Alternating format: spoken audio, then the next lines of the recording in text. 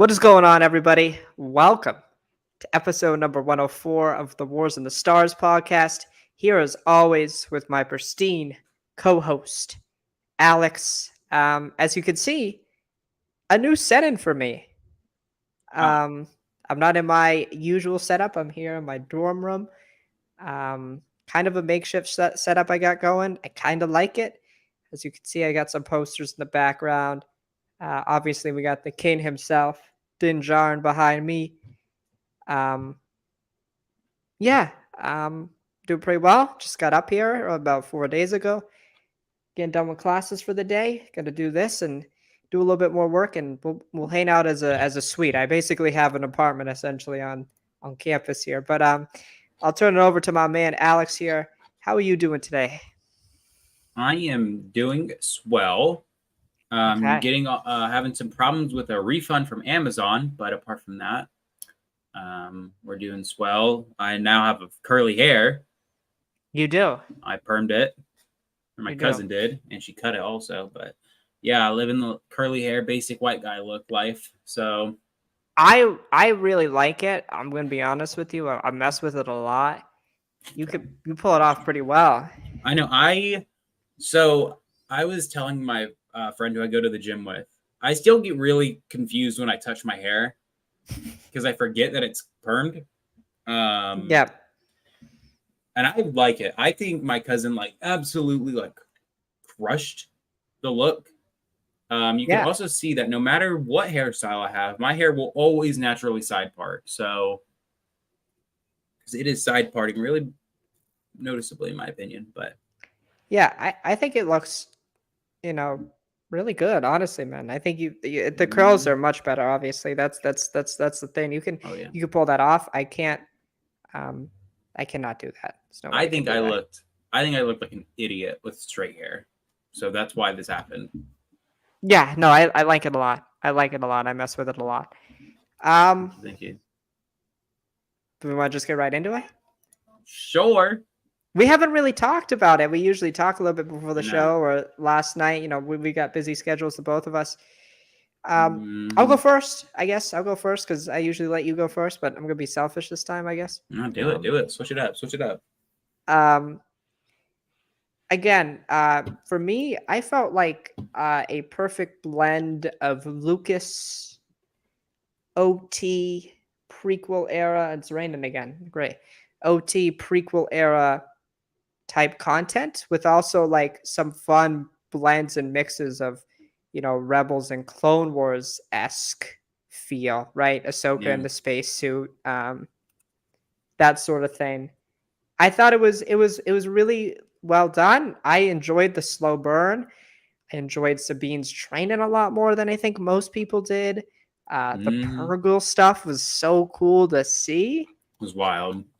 Um, and as a you're our resident Star Wars Rebels fan here. Um, Thoughts on Green Hair Boy? You know who I'm talking about. My boy Jason.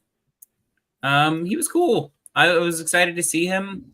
I I feel like he could play a little bit more of a more important role of the Mandoverse or this time period Okay. leading up to the sequels because you know his papa is a Jedi, Yep. and so I don't know. I wouldn't be surprised if we see that Mr. Jason Syndulla becomes a Jedi. I could see that. I could see that for sure. Trained by Sabine. Trained by Sabine. Trained by Sabine. All right, let's what do we want to discuss first? Because this is kind of a short episode, but I kind of do want to go into this whole thing. I want to ask you from a mythological and just the way Dave has crafted this. I, I want I want to get your feelings on this. This feels like the most Star Wars thing. I'm not saying it's the best thing. I'm saying just the most Star Wars thing. Yeah. Like in a while. Do you get does that feeling transfer to you? Do you feel that emotions evoke in you with Oh yeah. This felt straight up like a Clone Wars and Rebels episode, just in live action. Right. Like this was a good episode, and it felt like it was meant to be in the series. Yep. It's very rare nowadays with modern Star Wars that it has that George Lucas feel. I think the most popular times that it happens is when Dave is doing anything. The Force Awakens, because it was a copy of A New Hope. Right. And then again, I'd say anything that Dave Filoni touches. Right. He is that protege to the man George Lucas. And this, man, if you had told me this entire time, oh, actually George Lucas directed all of this, I would say I was shocked, but not at the same time. Right. Yeah. Because this feels just like George Lucas all over. Yeah, especially, from like, again, the mythos standpoint, and we can kind of get into this whole thing with Sabine now, and Ahsoka. The beginning of the episode, I currently actually have it up on my television in front of me. I'm just rewatching it. We see her training with Hugh Yang. By the way, my new favorite character of all time. I love that dude. He is so funny. Again, very samurai inspired. I'm really glad that Filoni is going that route. It seems like he's going a lot more, delving more into those depths, more into the original inspiration of Star Wars samurai than even George did, which is so fascinating to me. I love that like light thing. I'm currently watching the light thing he uses where Sabine slaps the stick and we can see like, did she block it? Did she not block it? Right. Yeah. But to go into, I guess, the training thing, right? Sabine is obviously not. It's repeated multiple times by Hugh Yang. She would have never been accepted by the Jedi Order, but she is being taught the Jedi way, the Jedi trainings. And to me, it's so interesting because it just goes back to one of the first things we learn in Star Wars. I felt like I was watching A New Hope in this scene, right? Where it's like the Force resides in all living things, right? And it's really Filoni taking that line and expanding upon it and really pushing the boundaries with it, right? Because this, I'm not going to say it contradicts a lot of the stuff we've seen, but it challenges a lot of the stuff we've seen. And it makes us question even more so the Jedi Order itself, right? Yeah. So I want to get your thoughts, give me your thoughts on that, the opening sequence and the Ahsoka and Sabine train and stuff. I thought it was good. I was really happy to see that they kind of like put the nail in the coffin as to is Sabine Force sensitive? And I really liked how they did it. And I think the answer is kind of appropriate. It's everyone is Force sensitive. Mm-hmm. It's just if you're open to its sensitivity, you can use it. Yeah. And I really liked that we see that Ahsoka is not training Sabine to be a Force sensitive Jedi. It's somebody who just follows the ideology that has allowed Ahsoka to live, survive for as long as she has. Right. And it was great to see it. It was great to see the thing that we kind of did see Sabine begin to open up to it, because she was able to detect where Ahsoka's lightsaber was when she was fighting her. Mm-hmm. And so I really liked it. I thought it was fitting more than anything. And again, I like that it just kind of nailed the head on the coffin of like, in canon, we've been shown 2 other times where people kind of talk about the Force and how it works with not typically sensitive people. Kanan was telling Hera in Trials of the Darksaber that she's cut off from the Force. She's blocking it.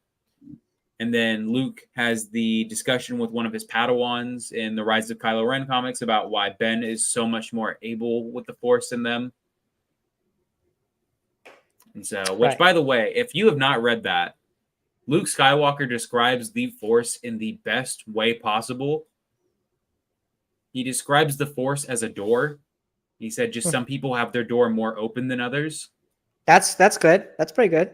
He said some people just off the gate have their door more open, Yep. and some people just have to push a little harder to get the door open. Mm-hmm. Which that is literally, I think the two best comparisons of the Force is the door comparison that Luke makes and the river comparison. Right. The flow. Yeah. Yeah. That is the best way to think of the Force, is to think of it either as a doorway or to think of it as a river. And I think Right. this episode just like kind of hit the nail on the head. That's like, yeah, it's it's not about you're not able to do it. It's about some people are just more able than others to do it. Right. Right. It's a good lesson. It's a good life lesson too, by the way. Absolutely. It's a great Now, life lesson. to me, also, I think it was just so interesting to me to see like that Sabine, who like we've always perceived as a hard-headed Mandalorian, like the rest of them, caught up in their religious zealotness, is prone and open to using the Force. Now, again, there are like power scales to this, right? She's never gonna be Anakin Skywalker. That's just Right, not it. yeah. Anakin's literally the chosen one. He's literally the god of like Force capabilities. Absolutely, yeah. And I know a lot of people are going to be upset about this Sabine thing, but it's been there the whole time, right? It's been illustrated to us from George and Dave stuff. So if you're upset by this, I would politely say you haven't been paying attention. I don't think. Yeah. It's literally one of the fundamental things Yoda talks about in Empire and Return is Yeah. the Force resides in all living things. But, a lot of people didn't like that open scene because it was slower, but I've really liked the slow paceness of it. I've liked it a lot Yes. better than the slowness of Andor because I felt like Andor was a lot of, I wouldn't say dialogue, but some of it wasn't, I just didn't jive with it as much as this because to me there's religious allegories like Yeah. mythos, cultural allegories, right, to Yeah. samurai culture and stuff like that. Just stuff that's fundamental to this franchise. Yeah. So And not only that, it's like if we were going like episode by episode, just the plot progressing so quickly, the series would then technically be over in 6 episodes. And why would you only want 6 episodes when you could get 8? right. Like go ahead. I was just gonna say, this is like the perfect example of like if this is episode 3 of I don't know, any other Disney Plus Marvel or Star Wars show, it's like filler. Or I wouldn't say Exactly, filler, yeah. but it's just not good. It just stuff happens. Yeah. This one, while it's shorter, and when we probably look back on it, we're gonna be like, okay, it's not one of the better episodes, but it's so integral to the plot. It's very, very important to But what's yeah, happening. what I'm saying to this though is that it's like if this is one of the not better episodes, this was still really, really good. Yes. And I think like I don't know, I think just a lot of people have to remember that with this series is, and honestly any series that you watch, it's not a sprint. It's a marathon. We have a point to get to, and if we just sprint through it, then you're gonna get the oh, it was too fast paced, or oh, it was this, or oh, it was that. In my opinion, I would rather take what Ahsoka's doing right now and just easing us through. We have to remember that, yes, this is a series about Ahsoka, but this is also a series about Hera. This is a series about the New Republic. This is a series about Sabine. This is a series about Ezra. This is a series about Thrawn, about Elsbeth, Balin, Shin, all of them. Right. Like, this is not just Ahsoka's story. I know it says it is, but it's not. Right. And again, I think with that, I honestly wish Dave just called it like something else sometimes. I know. Not only that, not only would I want it to be called something else so people don't get the notion of only Ahsoka matters. Also, it's just really lazy to call the series after the character's name. Yes. Like, I agree. again, just could you imagine? Like, just you're pitching Kevin Feige or Kathleen Kennedy these series. You're just like, oh, you want to make a series about the Scarlet Witch and the Vision? You got any creative names? WandaVision. Right. That's enough for me. It's also just like, again, it sounds so boring. Like the Falcon and the Winter Soldier, Loki, Hawkeye, Moon Knight, Miss Marvel, Ahsoka. Now, Yeah. what confuses me is the Book of Boba Fett. Why was that the only series that got a creative name? Right. At least it could be like Ahsoka and then something after it. Like at least they did that. They do that with movies, right? They do Yeah. like Thor, The Dark World. Yeah. Like it's not, I thought Thor: The Dark World was the first one you thought of. I don't know. It's I your heard somebody favorite. talking about it the other day. I don't know. It was your favorite. I get it.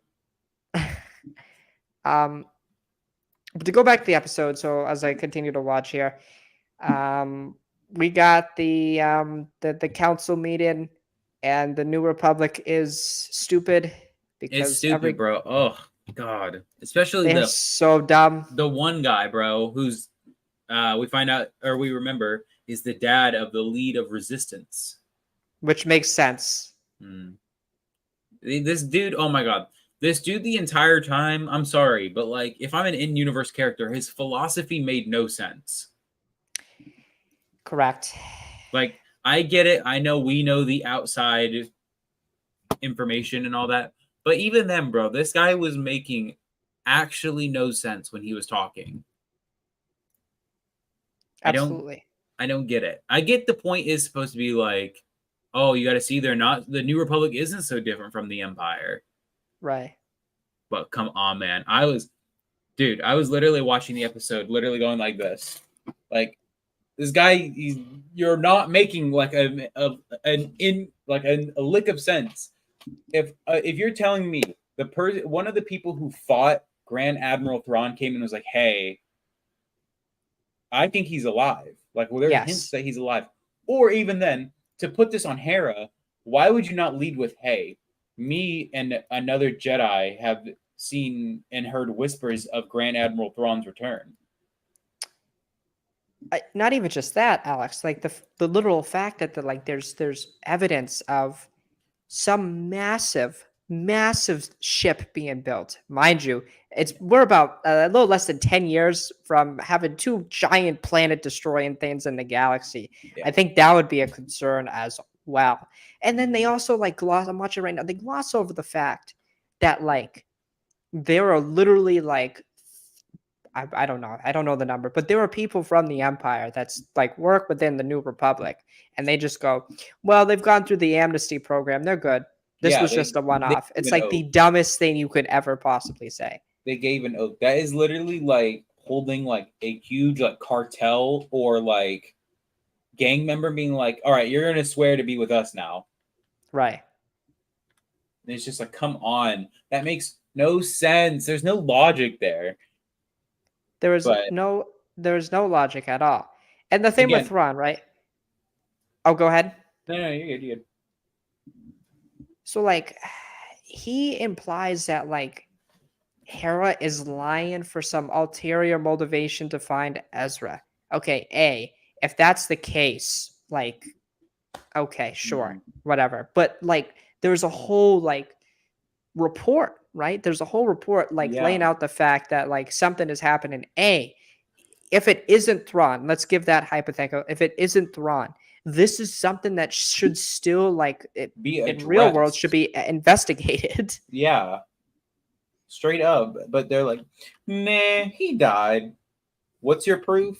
Listen, whether this is real life, whether this is Star Wars, Marvel, anything, if there's not a dead body, they're not dead. Yeah, that is MIA. Always the philosophy. Exactly. It's also one of those things that, regardless of if there's any concern, it's Thrawn. Any threat of Thrawn, we have to remember, Thrawn was taken out of the battle with the Ghost Crew, and if Thrawn was there for the Battle of Yavin, the Battle of Hoth, the Battle of Endor, the Rebels would have lost. Correct.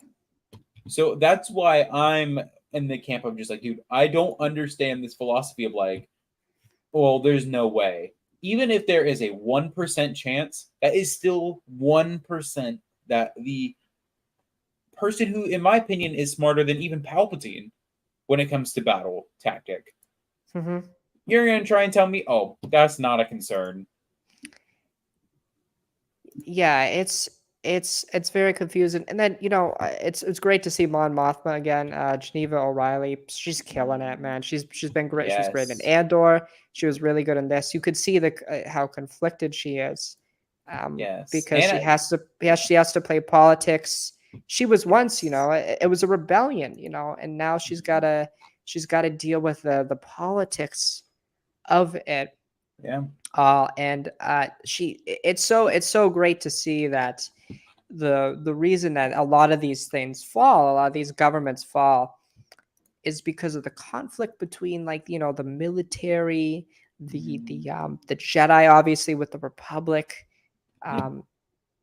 Obviously with the Empire, it's a little different. It's the fact that it was an oppressive government, but these governments that say that they want to be democracies oftentimes get caught up in bureaucracy. Like senators don't go through the same experiences that the average people do. The people on the front lines, like we see in Star Wars and the Rebellion and stuff, and it's even said by Hera herself. So it's so interesting to see Mon Mothma as she goes on past the time of Andor, like how she has to become more of the politician now, and how she has to succumb kind of to those politicians. And I think in Andor will kind of answer why we get to this point with why the demilitarization happens and all that. So I mean that's what I feel about that. And it's just, again, like, if, like you said, even if it's a small percentage chance that Thrawn's out there, it's not a bad thing to investigate. It's not a bad thing to Literally, investigate it. just not even, you don't even have to go all out. Just kind of be like, all right, guys, we're going to send you this way. And I just want you to go see if Thrawn is out there. Yeah. Like, or if there's even like a hint. Right. But no, we can't even get that. And it's just like, dude, I'm kind of with you where I'm just like, yeah, what's going to end up happening is this is going to end up costing probably a main character their life. Yeah. Oh, absolutely. And so it's just like, it's one of those things again. It's obvious that we're meant to be like, come on, guys, what are you doing? But dude, it's kind of like, come on, guys, what are you doing? Like, what the? Yeah. Yeah. But no, it's good. It makes for good drama. I think Mon Mothma. I think it's so obvious that this is not the same Mon Mothma from Andor, Right. which is so good. You can tell it's where she was, but then you can tell where she is from that point. So I'm happy to see that. But yeah, dude. Also, what a space battle, by the way. Yeah, I thought it would look really good out of all the space battles we've seen in Disney Plus live action. It's easily the best one by far. I don't think Ooh, I there's don't been know a if I lot of agree them in with that, Jeddah. but What do you think's better? the one with Balin and Andor, or not Balin, Stellan Skarsgård's character. yeah, whatever his fucking name is. What is his name? What is his name? Stellan Skarsgård. Don't know. Hold on. Luthen Rail. That one was good. Where the one where he like let out the like shards at the ship. Yeah. That looks sick. I could see that. This is up there. It's up there. It was so good. Felt right out of like Clone Wars, bro. Yes, it did. Bro, when I saw Ahsoka come out in that spacesuit, I actually died laughing. It was so funny. Well, I couldn't see her because I was like, did she just walk out there with nothing on? Because you could see the outline of her Leku or whatever. Yeah. Or whatever the fuck it's called. Yep. And then I was like, oh, that's odd. People aren't gonna like that. But then I saw she had the spacesuit on, which is also just convenient that it fits perfectly around her headpiece. That's what I was saying. It just looked funny. I'm like, I just started to die laughing. I was like, that's funny. It didn't look funny in a bad way. No, it just looked funny. It looked Clone Wars campy. Yes, which Star Wars is campy. That's Yeah, the point. I mean, Um, it looked silly, which was good. It yeah, was good to like have that serious tension be broken up like that. no, I agree. I agree. Um, so we get that whole space battle, right? With Shin Batty, Hadi. Shit, Oh, hottie, bro. Shin Hadi, honestly. We get that with Merrick. So what do we think about Merrick? Everybody thinks he's the star killer and stuff, and I think that's dumb. Maybe. I don't know, man. It is Sam Witwer's voice. I think it is too. It sounds so much like him. I don't think it's no way it's Star Killer. Dude, I just don't know how I'd feel about that. Because you also can't have Star Killer be like the most like he would be at this point the fifth most important bad guy in the show. It'd be I Thrawn, know, yeah. Shin, Balin, Morgan, and him. Like it wouldn't make any sense to me. Yeah, it's weird. I also do love the design of the ships that they have. They're kind of like crop dusters almost. They look really cool. Yeah, they look really World War II inspired. Yeah, they were really good. Yeah, it was just really good. It was also good to see the camaraderie between Ahsoka and Sabine because what's so interesting about this is like to me, out of all of the Rebels characters, it seems like Ahsoka and Sabine really had no interactions. You know what I'm saying? I Yeah. mean, they did, but like I never thought that when you told me this show was going to happen, that this would be a central point. And it was really good to see that camaraderie. How like Ahsoka, there's like a moment in the episode where like she almost snaps and like entrusts Sabine. She's like, Sabine, what do you need here? Yeah. Because it seems like to me, and older Ahsoka is a very weird character, right? This live action Ahsoka, right? There's been not a lot of development for her, I would say, as much obviously as the Clone Wars and even Rebels. There hasn't just been a lot of character development with her. But to me, there seems to be, we have this underlining of stoicism. And I think she's the way she is, obviously, because of past trauma with obviously Anakin and Vader. So to me, it's like interesting, like, how does she like open up herself? Because I feel like she, it's a classic Star Wars trope, right? Obviously, with Luke had to reopen himself up to the Force in the Last Jedi. I think she's going through that right now. Yeah. She's kind of in this confined state where she's even herself reluctant to train Sabine. I think you know what I'm saying. You get what I'm saying? Absolutely, yeah. I think her kind of thing is unlike Luke, who was needing to reopen himself up to the Force as a whole. I think it's her trying to reopen herself up as a Jedi, which I think we'll see definitely by the end of the show, where she'll be going around as the Jedi Ahsoka Tano rather than a former Jedi. Right. And so, right. Yeah, I am fully on board with that being her character arc. I'm not going to spoil anything, but episode 5, Episode 5 will be big for her character arc. We won't say anything about that, obviously, but the only thing we need to say is it's directed by Dave Filoni. It is directed by Dave Filoni. Every Dave Filoni episode, apart from the Gunslinger in live action, is always an important episode. Right. But episode 5, just keep that in mind.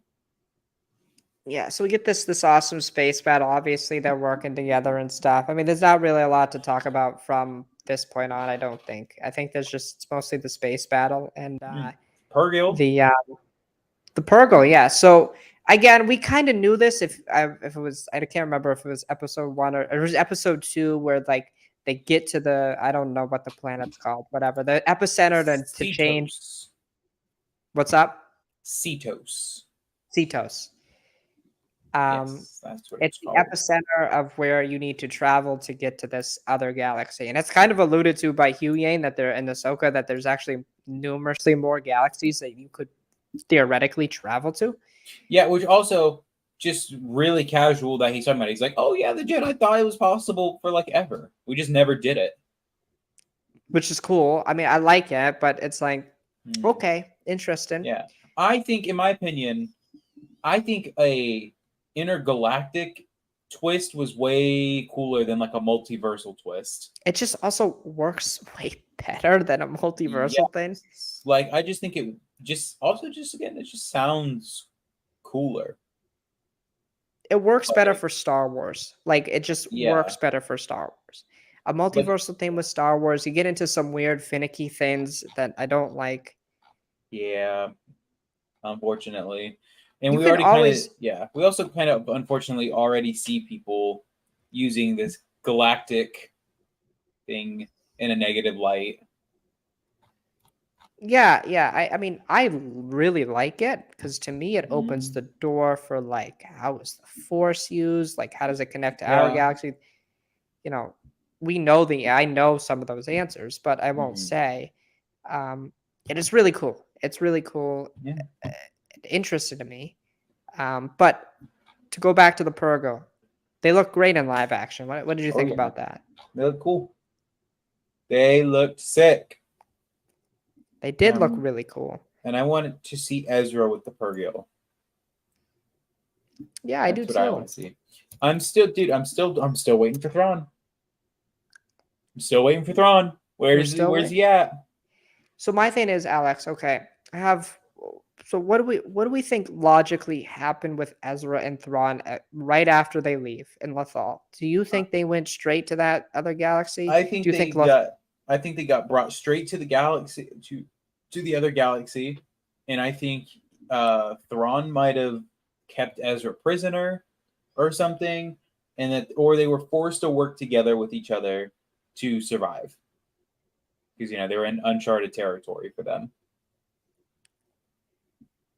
So do you think Lothal just goes right through this epicenter point, this point of, obviously, right? Because the Yeah. Purgle traveled there. Or Lothal is another point. It could be. Lothal, as we know, is a super important planet. It Right. is probably Jedi up there with. Temple. It is probably up there in like the top 3 most important planets in all of Star Wars. That like Octo. Coruscant, Yeah, it has a Jedi Temple, like an ancient Jedi Temple. Jedi Temple, rich in kyber crystals, home to one of the main characters of Star Wars. Right. Um, Born on Empire Day. yeah. And we again, it's one of those things also that it's a portal to the world between worlds. Mm-hmm. And it's another thing that we might not know all of the importance, but all we know is that Emperor Palpatine took great interest in the planet. It also has iconography of the father, the son, and the Yep. daughter. Which is really the only other place, apart from weirdly a Luthen shop in Andor. But it's the only place that we know of Yeah, that that's right. has other iconography related to them. That's I right. think It the is thing with Luthen shop was just supposed to be like a cool nod. I don't think it's meant to okay. be anything serious, You but don't think it has any canonical like impact? no. Okay. No, I think Okay. it was just like, hey, fill up the background with some Star Wars references. Go crazy. Go stupid. So we figure out that this is a giant hyperspace ring. It's confirmed to us by Hugh Yang. We kind of figured that. It has theoretically it has enough power to get to another galaxy. And our heroes crash, the ship gets shot. Mm-hmm. Ahsoka does some space wizard stuff Yeah. out in space. The ship is down in the forest on Cetos. Is that it? Yep. Cetos. And Balin is the last person we see, and we see her with some of the what's her name, the magistrate there, Morgan Elsbeth. We see her with her forces down on the ground. They're gonna go after and hunt for Ahsoka and Sabine. Oh, actually, this is what I want to touch on first. I really liked Shin and Morgan Elsbeth's banter. I don't know if you caught that at all. Yes. I love that it is the inverse of Ahsoka and Sabine in their banter. Yes. Yeah. You got Sabine and Ahsoka who actually like each other a lot and want to see, the best out of each other. And then you got Morgan and Shin who just constantly are at ends with each other, trying to be like, "Oh, you Right. think you did good? I'm about to one up you." And be like, "Oh yeah, you tried, but now I'm gonna one up you." Right. It was good. It was good. It's good fun to see the differences. It's also just really cool to see a series ran by 4 women.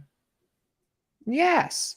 And but that you probably just put a controversial statement online. No, I'm I joking. know, I know, I know. How dare I support women?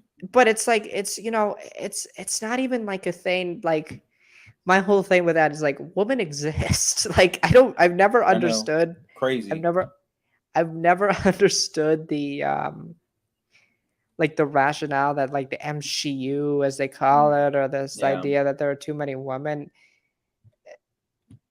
Mm. It's like it feels like the show feels natural, doesn't it's not it Yeah, has it doesn't. nothing, it has Yeah.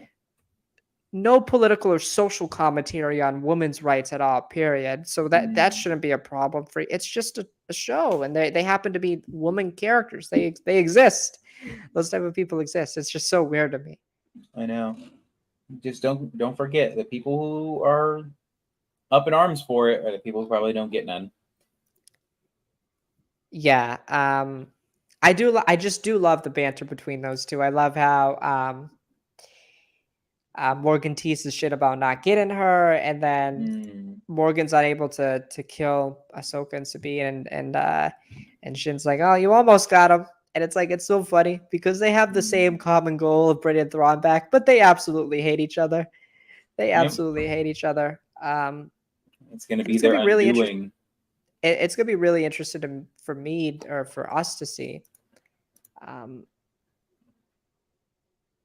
like where, like, because you can't. There's too many bad guys. Like, there's There too many. are. There There's too are. many. Because when Thrawn comes back, and I think you made this point, you think Morgan's cooked. Mm-hmm. Absolutely, I do. Now, do you think this is a thing? Like, um, I don't know, because Thrawn will. Thrawn's not like that though. Like, it's kind of made a point that he's not like Vader or Palpatine who would just kill like officers and stuff. Thrawn uses every resource he has. So I don't know. But also I don't know what type of Thrawn we're getting. I So that's know. just my thing with that. That was the thing though, is that Lars Mikkelsen said he purposefully made sure that his Thrawn was not the same Thrawn from Rebels. So who knows? I mean, I'm looking at the shot of Ahsoka coming out in the spacesuit, and it does look it looks good too. Mm. Like it looks very good. I'm just so happy the show is good. And it looks straight out. It's like a video game almost, just a video game Mhm. cutscene that looks really good. Oh yeah. Yeah, yeah, I am too, man. It's now we've got some like numbers from I think it's Samba that was like kind of concerning, and then Disney released some numbers that like contradicted that. But then again, I don't know how, like, it's very hard with streaming to get like data like that. Yeah, it's gonna be hard because like the thing that you need to keep in mind, and this is why, in my opinion, in all of history, network television or cable or streaming numbers are never going to be accurate. Because think about people who watch in a group setting. Right. Like, let's say, like, for example, for every 10 streams of the show, one of those is a group of 3 or more people, Right. and you multiply that by 50 or 5,000, that's a lot of people unaccounted for. Right. Let's just do this. You know how a lot of people have watch parties and stuff. Technically, every person's watching that. Exactly. Right? And then to be even more meta about it, think about the people who like stream entire reactions of the show on like Patreon or something. Yeah. Then those people are watching that, who are watching that. So they're watching the episode with, like, that's the thing though, is those numbers are never going to be accurate. So This is my second time watching the episode. Do I count twice? Like, it just, there's a lot of variables yeah, that, exactly. like, Disney was like 14 million people watched. I'm like, is that like 14 million people clicked on it? Yeah, Like, or did what 14 million people watch? watch it? Because if are we counting like YouTube reactions? Are we counting Twitch reactions? Kick Now, like, reactions? Like who knows?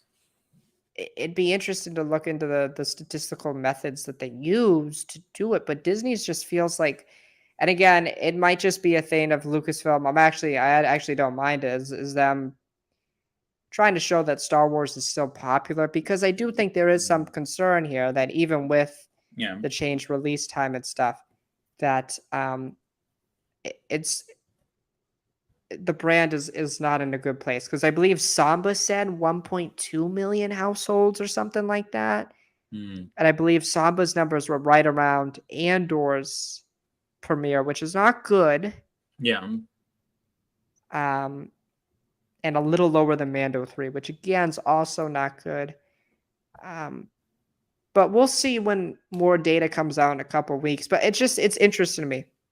I think that's interesting to me as well. It's just gauge an interest. I think on social media it's doing really well. It's really popping off with a lot of people. I think a lot of people like it. I haven't seen too many people critical of it, except for the usual people who don't like this shit because they hate bait. You know what I'm saying?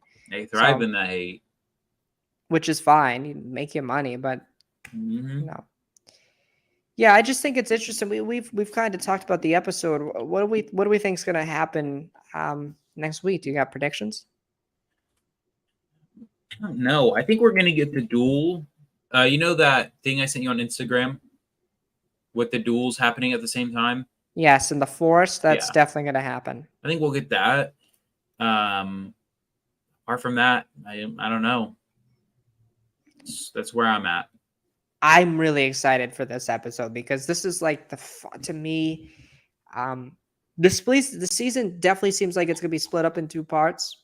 Like, this is going to be kind of the reintroduction to Ahsoka and Sabine, kind of the background we need, the Yeah. training, and then when we get 5, 6, 7, 8, we'll get everything coming to fruition. We'll get the finding Ezra, finding Thrawn, and we'll get that big story, that the big cameo effects, or the big cameos, the big reveals, the big battles. Episode 4 is going to be a nice like middle ground for our characters. This is the point in the story, and then the hero's journey for both of these characters, when they're gonna have to change and alter a little bit, and then take on a whole new experience, quite literally, go into a new galaxy. That's their new challenge. Yeah. And I think in episode 4, I don't know what's gonna happen in those fights. I'm gonna be honest with you. I don't either. I feel like somebody is either gonna die or get severely injured. I just feel like though Ahsoka could whip all 3 of them at once. I know. I feel like I don't know. I'll make a prediction. Why not? Okay. I think what's going to happen is I think Ahsoka and Baylan will duel, and that's when we'll have that dialogue that we keep seeing in that very popular TV spot that they love to replay every 6 videos on TikTok, of when he was talking about how everybody in the Order knew who Anakin was, but a few would live to see what he would become. Right. I think we'll get that, and then I think Baylan will actually beat Ahsoka in the duel, or injure her or some way, and then Ahsoka will like faint, and then we'll get episode 5. No spoilers, but we'll get episode 5. Do you think Baylan, Shin, and Morgan are in the new galaxy by the end of the next episode? I think that Eye of Sion launches at the end of the episode. Yeah.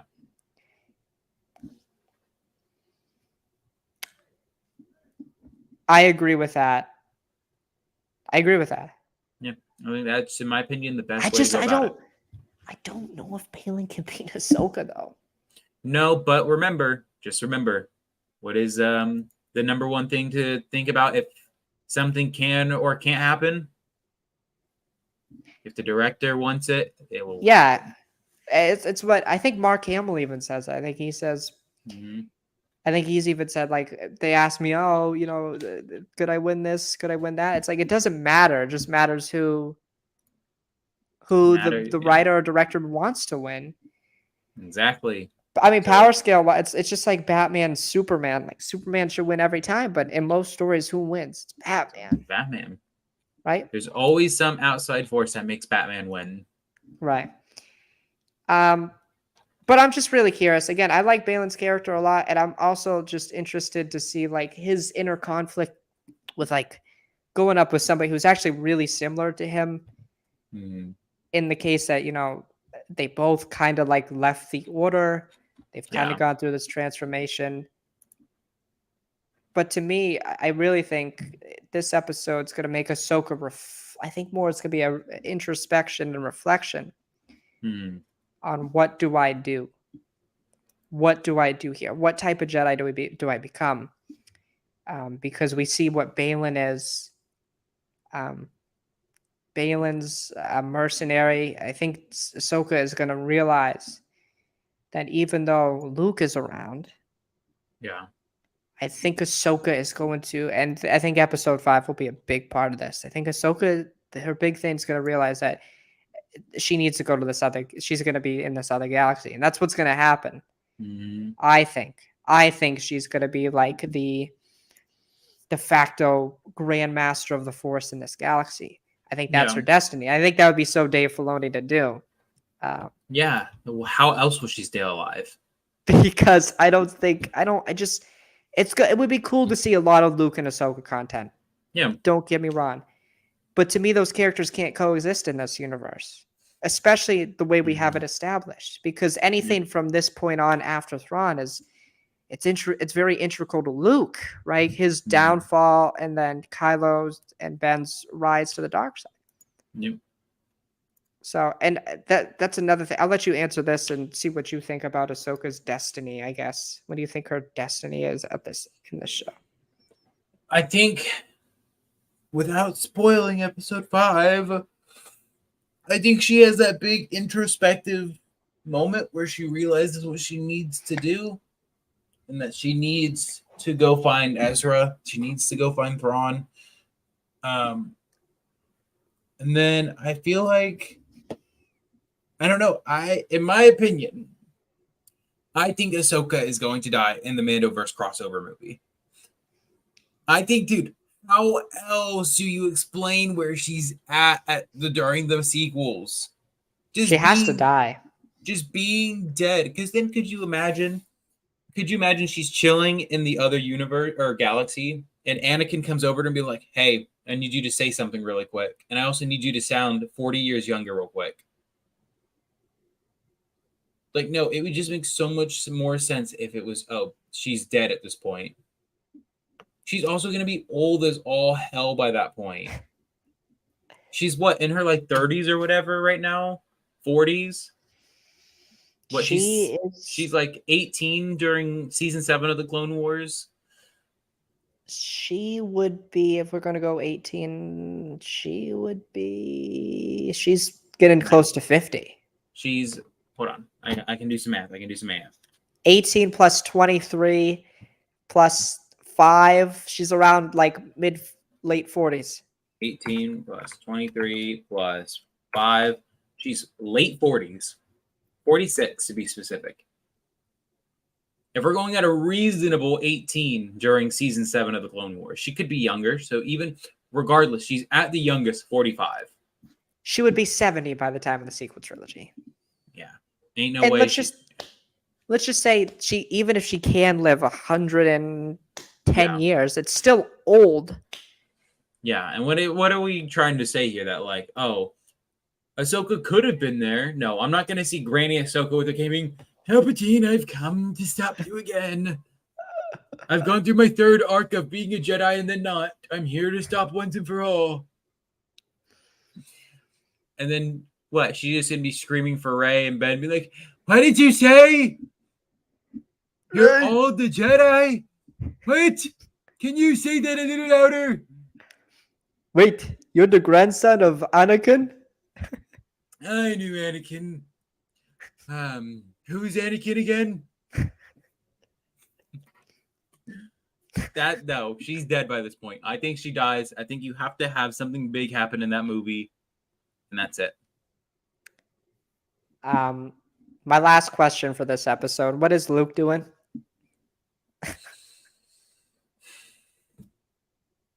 Building. He's Bob the Builder. Like, quite literally, this is getting to the point where it's kind of big. Yeah, this is something that's like look. All I'm saying is Ahsoka and Luke are turning into the Doctor Stranges of this universe, where at every turn, it's the question always remains: why don't you just go get Luke and get his help? Not even just that. Quite literally, the three leaders of the rebellion. Listen, I love Hera. I love Hera. Love Hera. Don't get me wrong. Quite literally, the three most important people, Luke, Han, and Leia. Where are they? Like, Exactly. At this point, I would assume Han hasn't become a deadbeat yet, because Ben is still fairly young at this point. And also, this kind of gives us an idea of how far we are in the timeline, because Jason looks like he's 10. Probably about 8, 9, or 10. So he was born probably like a year after Kanan died. Or, well, I can't be. Yeah, it can't be. It can't quite be. 7 months or so after Kanan died. Who knows? I'm still so confused about his morphology. Like, how does that work? I don't know. Maybe he just maybe if Twi'leks and humans do it, maybe there's a chance there will be a Twi'lek looking, or maybe there's a chance it's a human looking. Maybe. Who knows? Yeah. Because I sure as hell don't. The green hair, though.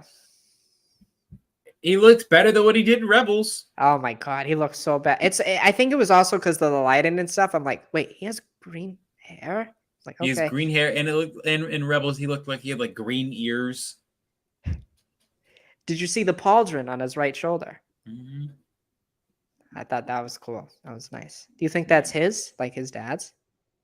Sure. Pretty cool. That's sad. His dad was a legend. He never got to meet his dad. Hey, listen. In his defense, though, every main character whose dad is like that always turns out to be the best. So I'm excited to see what's going on with Jason Syndulla, man.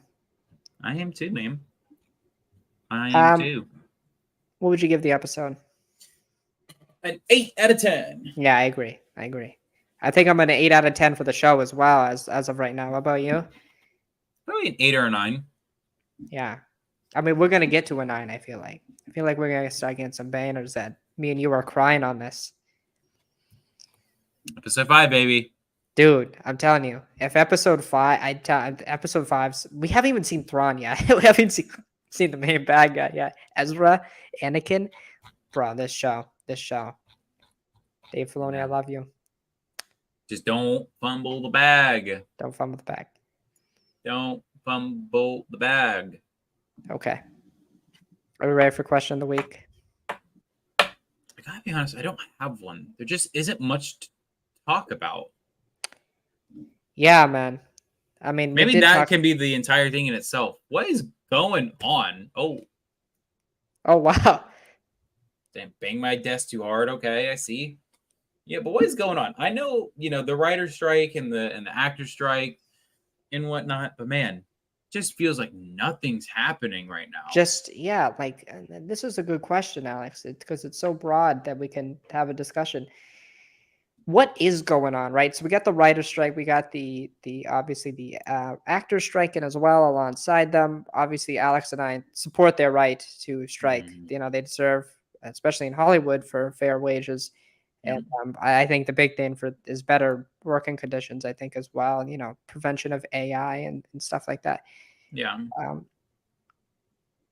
It is so fascinating to me that we're in just this lull state, right? We have some content from Marvel coming out, right? at the Yeah. end of the year. Loki, Echo, and the Marvels. The Marvels does have a rumored runtime, and it's rumored to be the shortest MCU film of all time. Have you heard this? I have not. Do you want to guess the runtime on it? Hour and 45 minutes. Hour and 37 minutes. Wow. Credits started at like hour 31, I believe, God damn. which does not make me excited at all. No, that's quite worrisome actually. Actually, part of me is like, yeah, less of I don't care. Again, it's just the whole thing we've talked about with the MCU at nauseum of like just nothing. Like half these projects don't matter. But also, it's like, okay, we took this criticism that some of our stuff just seems bloated, and now we're gonna get. I mean, is this movie just gonna be this? I mean, yeah, that's what it sounded like it's gonna be. I mean, you should never judge a book by its cover. I kind of feel that way with runtimes as well. But I'm judging. I'm judging. But we're gonna judge. That's what we do. So yeah, that just don't sound right. there's nothing like I mean, it's kind of next year's gonna suck because there's gonna be literally nothing that comes out next year. Yeah, I mean, even if they get right into production for anything, I mean, nothing major is gonna come out. I think also what's crazy is it's just like, you know, the only thing that I could potentially see coming out is the Acolyte. If they finished that up, but like They finished filming. Now I don't know about reshoots. yeah, reshoots. Although they could just say fuck it and just do it anyways. They could. Remember who we're talking about here. Remember, it's the people who said Skeleton Crew. Skeleton Crew. That's even a thing still. Just remember, we're all here thinking that it could happen, but just remember that it's also the same people releasing this content who said that the writers and actors were asking for too much when they asked for 2% of every single major company's income combined. I think it's even less than that. And yeah, I think it was even less than that. Like less than 1%. Like I think even less than 0.1% Mm-hmm. of their overall revenue. When you average God it out. forbid Bob Iger being personally offended by that. That's so funny to me. I don't even know like how you consciously say that. Dude, you have to be actually Like you just said they're so detached from reality. You literally have to be the biggest asshole in the world to be like, how dare these people ask me to like pay them well? Not even just that. Give basic health benefits? Not even just that. It makes like just no sense at all. It just makes absolutely no sense at all. You know what I'm saying? Man. Like it is insane how some people actually are on this planet thinking like that. It is. And I think, listen, I think what's worse is that is what Bob Iger is saying. I think what's worse is he's got people supporting that sentiment. That's crazy. That's crazy that there are genuine people who are like, yeah, I agree with that. That is too much. That's too much money, man. They're just being greedy at that point. Like, yeah, man, it makes you. Oh my god, you can't sit with yourself at night knowing that you share that sentiment. I agree. Like you can't. It's just so weird to me that some people think like that.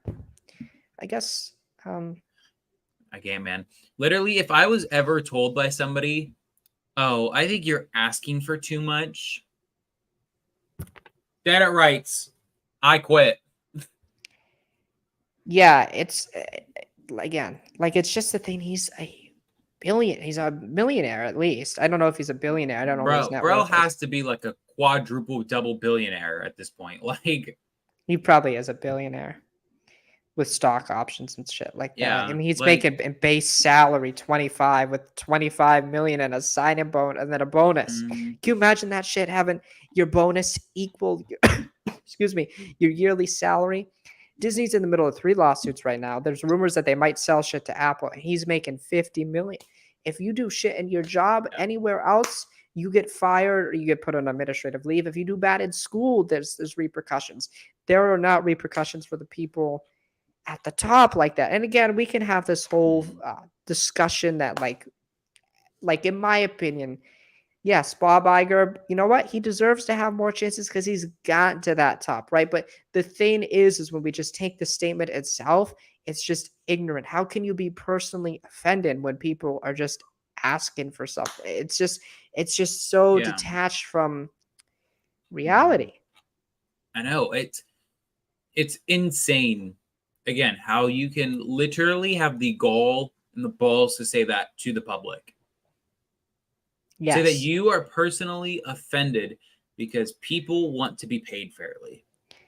It's not even a thing like where like you have to be chronically online to understand. It's just Mhm. watch the news.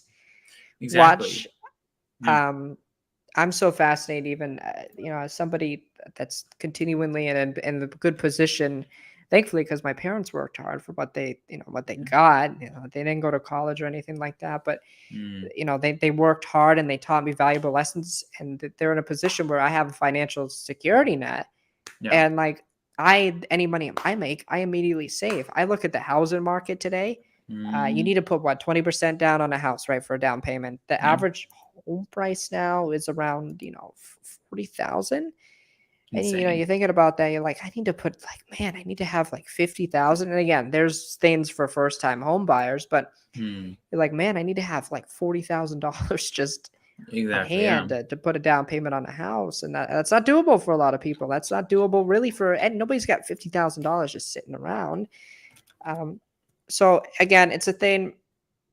It's ridiculous. You know what I'm saying? Mhm. Yeah. It's also just it's really disheartening. Also, as somebody who wants to go into that industry, to know that those people at the top who are making billions a year Mhm. care so little about the people who work under them.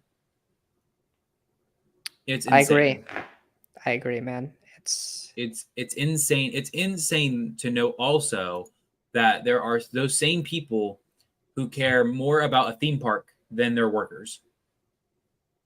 yeah. I mean, the theme parks not even doing that well. And the thing, Uh, yeah, it's incredible. Um, it's incredible the lengths that these this 1% of people of the world will do to protect um, yeah. that 1% Right. status. I Yeah, I think it's agree. just again, I think it's just when you look at it, man, it's so disheartening. You just It feel bad for is. these people who are standing outside. These people again, not asking for $10 billion each. They're asking for like Residuals. residuals for watching streaming. Disney, if you're so okay with sharing these numbers, like I also think now hey, that we think about it, that's a real slap in the face if you're sharing these yes. numbers and they are real. It's like, oh my god, I Even made then, that show. even if you paid a B-list actor, let's say you paid them, let's be generous from Disney side. Let's say you paid them 27 cents per thousand view. Mm-hmm.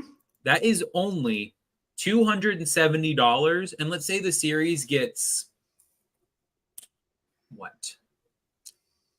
Mm, let's get say 2 million views.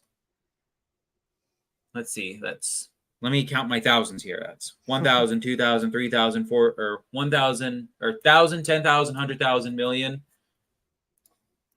Ooh, God forbid you're paying your people. What is that? 270. I did my math wrong. Hold on. Regardless, they're getting 270 or $270 per 1,000 view for, let's say they're a B-list actor. So I'm sorry, no disrespect to the chick who plays Shinhati, but let's say that this is where she was getting I don't know if Ivanka. I think her name Ivanka. I don't know if she's something like that. Sanako. I don't know if she's. I don't think she's B. I mean, I guess you could say B list. Yeah. Hold on, I gotta.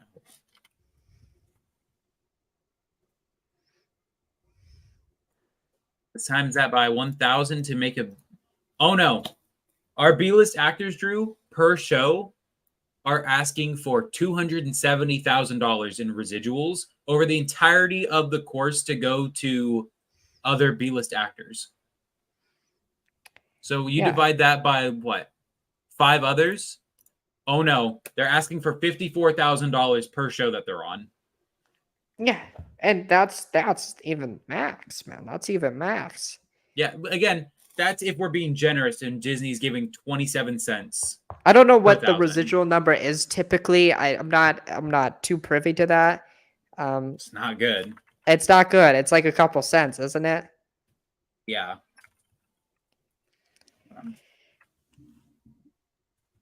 Let me look up that number for you. For actors. Well, just know, like, typical residual checks before the strike were like $2,000 to $2,000.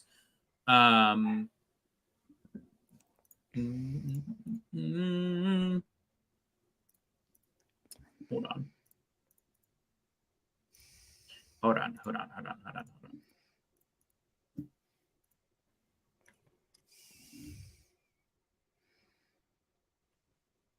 What percent?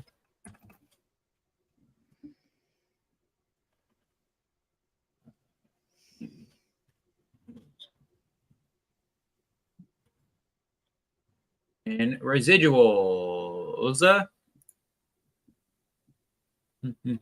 Let's see what SAG-AFTRA has to say. Hey, I don't want to read your stupid thing right now. Stupid ad.